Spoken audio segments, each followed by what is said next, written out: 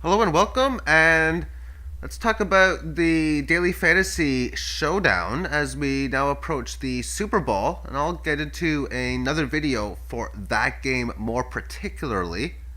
But beforehand, let's take a look at a review of the Pro Bowl, where the AFC defeated the NFC by a count of 26-7, and I'm kicking myself right now. I really am. There was monster value on the under in the play. And I never thought about it as far as looking at the weather forecast. And it was extreme miserable rain. Very much so. Cold. It was in Orlando, Florida. And the weather was just magnificently bad. And thus the game was low scoring, 26-7 the final score. A lot of the recent Pro Bowl games have been lower scoring as it is anyway. But throwing that part aside, the daily fantasy is where you take one player as the captain, basically whom you think is going to have the best performance. And it was the defense of the AFC, allowing just 7 points, almost getting a shutout, having it spoiled at the very end. Started off Eric Ebron getting an 18-yard touchdown. That was all he caught. Anthony Sherman, interesting player, 1-yard touchdown run, 14-0 was the score. Couple field goals by Jason Myers. That would rack up to 7 fantasy points. And then he had a kick here and a kick here for 9, almost making the top 6, but not quite. The kicking, there's a lot of fourth downs where they went for it, and then in here there was a 2-point conversion, just for something to do. It looks like when it was 20-7, and they got another touchdown to make it 26-7. But Jalen Ramsey still didn't make the top 6 with that catch. Neither did Deshaun Watson. But this was a big touchdown for the eventual winner of the big game that I played. I'll talk about that in a little bit. So some more statistics here. And there really wasn't much offensively. The leading receiver on this side was Tyreek Hill. A rusher rather, was 24 yards. And as I was saying, when you don't get many carries, it's just going to be hard to win the game. But the Sherman fellow, at tight end, had 4 carries for 11 yards and a touchdown. But he also had 3 catches for 92 yards, which put him amongst the top. But not many points here overall. Jarvis Landry was 0 of 7 catching the ball. Let's put this onto a spreadsheet. And what I'm going to do is take a look at the captains for the $5 game that I played. And this represents how many times they were picked and the percentage. This was my choice, George Kittle. He came close to making the top 6. He had a lot of catches, but I wasn't able to get through. He was close once to getting a touchdown, or almost close. He got to the 4 or 5 yard line, but couldn't go any further. Going down further, Tyreek Hill 12%, Patrick Mahomes, he's bold because he was a top 6 scorer. Saquon Barkley 11.6%, huge mistake to play this one. Juju Smith-Schuster got injured in this game. Adam Thielen at 6%, so a big difference. They had 5 around 11-12% in here, and then Thielen is in his own mid-rank tier at 6% owned. Then below that we have tight end Eric Ebron, Alvin Kamara at 3%, Amari Cooper, Mike Evans. There's Jared Cook, who is a tight end, and he made the top 6, or the perfect lineup. Ezekiel Elliott 2%, Jarvis Landry, Russell Wilson, Deshaun Watson, Andrew Luck, Keenan Allen made the top. James Conner 1.22%, and then here's Austin Hooper, also making the top 6 at 1.19%. As I was mentioning, tight ends very good at this game. 2 of them making the top 6. We have a wide receiver, and below that we're going to have the defense, and we're going to have a fullback. And here we have the All-Pros AFC.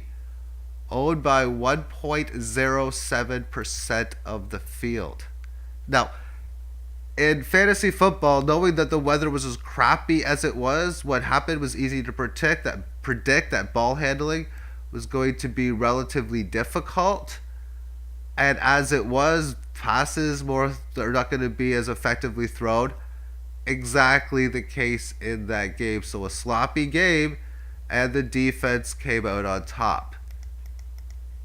Tarek Cohen, and then we have Mitch Trubisky, Dak Prescott. Here we have the NFC defense, the losing one of the two. Still a decent score, 0.84% owned. Very, very low. Then we have Melvin Gordon at 0.55, but let's just scroll down because now we're talking about someone owned 39. And the lowest owned person was Anthony Sherman. This person had over 100 yards rushing this year and 1 touchdown.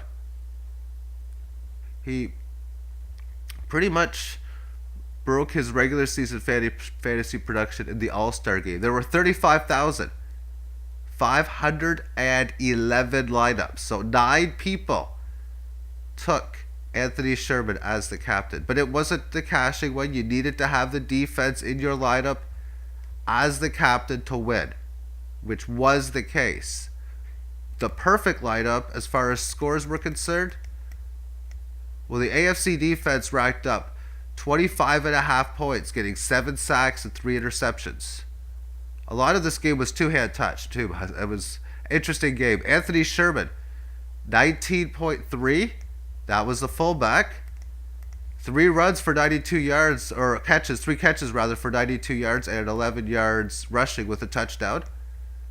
Keenan Allen, 4 for 95, which translates to 13.5 fantasy points. Quarterback Patrick Mahomes, 10.24, with 156 yards and a touchdown. Jared Cook was 3 of 71 for 10.1. And then it was Austin Hooper with 9 fantasy points, 1 catch for 20 yards and a touchdown. The perfect lineup was not the winning lineup, but the winning lineup was a perfect lineup in that only one person held it. And to say that it was interesting would be an understatement. And to say that this person had no problem leaving the allotted salary cap off the table was also an understatement. For the winning lineup, one owner had AFC defense as the captain. It cost 3,900 of your 50,000 allocated units to do such, getting the 25.5 fantasy points. Also taking Jared Cook, who made the top 10, top 6. The price, although not in proper centering, in at 2,800, 10.1 points. So let me just go like this.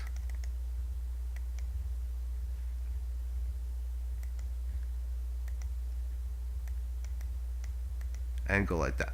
Eric Ebron did not make the top 6. Barely shy of Alvin Hooper's score, 8.8. Next one was Austin Hooper. Well, there's 9 points. 8.2. Did I lose some? I calculated 1 of 20. That's 2, 3. 6 is 9. Well, maybe either way, that's not too important anyway as it is, but Austin Hooper got 8.2 fantasy points. George Kittle got 8.9. This was whom I had as my captain. Got a few catches, but they're all for small yardage amounts. And finally, Deshaun Watson, the quarterback, close to Mahomes' score, who got 10. So if you would have had, instead of having Watson, if you would have had Mahomes, you would have beat this player. But if you add the sum of this cost, that's going to be near 25,000. 25,500, because 24,500 was remaining amongst this cost. Which, as I was saying in the last video, to leave some of the payroll off the board, and that can make it very easy to have a unique lineup. And what this player did went with one of the defenses as captains. A total playable idea, because I was talking about that before. That the tight end and wide receivers, and then the defense can have big scores as well, as is the case in here. AFC defense. The NFC defense, to me, it was like a flip of a coin, one over the other. And making a lineup, I would have probably had a lot of situations if I had them as a captain. I would have had AFC defense and then 5 players, and then NFC defense with the same 5 below, because to me it's like flipping a coin on each one.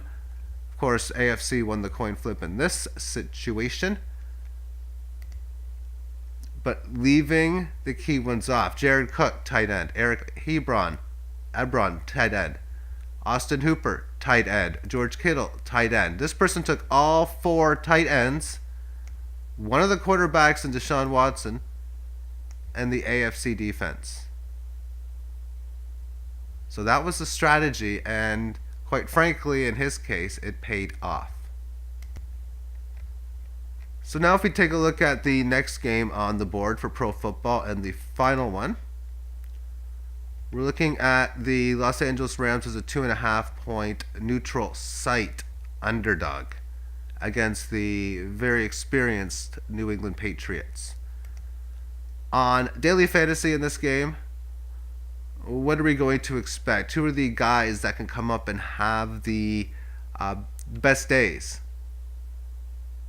Now, I've already went through some of the statistics as far as past Super Bowls, and the receivers own the history. They are the best. And then you got defenses that can come in. You can have quarterbacks and running backs that are going to have their shares of big games as well.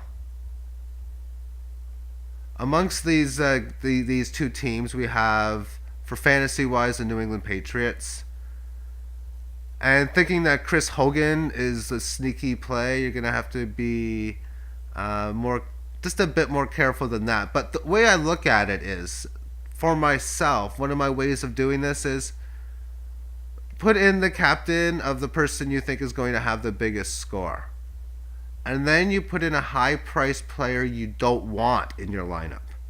A receiver, running back, some really high-priced player, whether it's Gurley, Edelman, or whomever it is that's you don't want. Then you put 4 guys in that you do want. Then you take out that player that you wanted, and then you find somebody much cheaper. Because if people have the option of, say, somebody like Todd Gurley or Chris Hogan, they're probably going to take Todd Gurley, so I'm going to take Chris Hogan. What I did in one of the playoff games earlier, I noticed there was a situation where Keenan Allen was in a winning lineup, and 25 or more, even 35 people had the exact same lineup. Yet if you would have taken Keenan Allen out for a much lower tiered player who had more points, you would have left a lot off your payroll, maybe 3,000 or 4,000 of it, maybe even only 2,500 of it. But still, you would have ended up having a unique lineup because nobody had the perfect lineup on that case. And all you had to do was take out a top player for a mid-tier player by having a standard whatever lineup that you would want to play. There's some pretty big games. For me, I'm playing the $3 game. I've got 2 lineups right now. I'll probably add a third, maybe a fourth. But using the key strategy of leaving a key amount on there, and what kind of sleepers can you see that can work as captain? How realistic is it for the combination? Because what you're trying to do is have the person at top score as your captain, and then the ones below. So within the game's box score of rushing yards, passing yards, touchdowns, how the defense and kickers are going to allocate themselves, how could it be possible for what you would have as a consideration, I think, for the proper play of a unique lineup, realistic chance of winning, where it's so rare that somebody's going to have the exact same one that you're going to do? And in the example on the spreadsheet, I mean, a lot easier to do this on the Pro Bowl as it would be in the Super Bowl. But to leave a lot of your allocated salary off the table is almost a guarantee that nobody's going to do what you're doing. And in the case for this person who won, he did so. Now on for me, this was a $5 game, and I played another 5 quarter games for a sum of $10. Just something small, something fun. I netted back $13.50 with George Kittle as my big play. Mainly playing wide receivers. A lot of it was 2 tight ends per set. A lot of it was an Ebron Kittle combination together with Kittle as a captain for me. And then just playing mainly receivers all the way through. And very small exposure to defenses along the mix. And because of that, I had a very poor lineup, and I still managed to get 35% return on a very highly rated game. So I do believe there is good profit in this over the long-term time frame. Later this week, I'm going to go through every single Super Bowl and show just this, the top 6. And there has been over 50 of them. I did this about 2 weeks ago plus. And then I went on to different games to just start to see how combinations usually work. So I have a very good idea of them. And that will probably come out on the midweek section, maybe Wednesday or Thursday. Thank you for tuning in, and have yourself a great day. Bye-bye.